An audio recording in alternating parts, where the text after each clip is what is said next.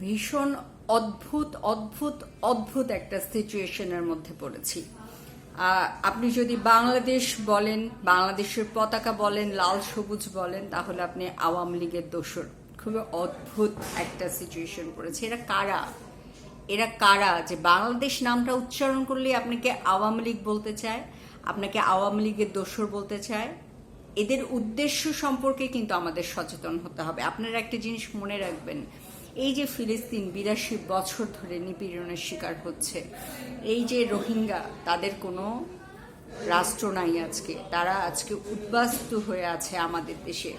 আপনারা দেখবেন বিহারি, তাদেরকে কিন্তু তাদের কোনো রাষ্ট্র নাই, তাদেরকে বিহারি বলে মেনশন করা হয়। আমাদেরকে যেমন বাঙালি, বাংলাদেশি এভাবে বলা হয়, তার মানে বিহারি কোনো রাষ্ট্র নাই। এই যে সিচুয়েশনগুলো, কেন আপনাকে বাংলাদেশ বললে আওয়ামী লীগ বলা হবে, আপনি জোরালোভাবে এটা জানতে চাবেন। আমি জানতে চাই, আমাকে প্রতিনিয়ত এটার মুখোমুখি হতে হচ্ছে। দেখেন, আমি খুবই স্ট্রেটলি একটা কথা বলতে চাই, সেটা হচ্ছে বাংলাদেশ আমার অস্তিত্বের সাথে যুক্ত। আমি বাংলাদেশের নাগরিক, এটাতে আমি গর্বিত বোধ করি। এবং আমি এইটা জানি যে যে মুহূর্তে আমার কোনো দেশ থাকবে না, সেই মুহূর্তে আমি একজন উদ্বাস্তু হয়ে যাব, অস্তিত্বহীন মানুষ হয়ে যাব। একটা দেশ থাকা কত জরুরি।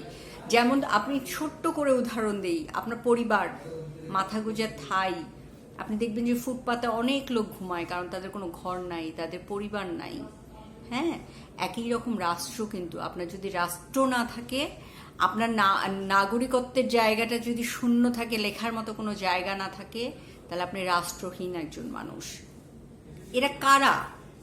এরা আসলে কেন বাংলাদেশ বললেই আপনাকে আওয়ামী লীগের দোসর বলতে চায়? বাংলাদেশ বললেই কেন আপনাকে আওয়ামী লীগ বলে ট্যাগ দিয়ে দিতে চায়? এরা কারা? এদের মধ্যে কি চলছে?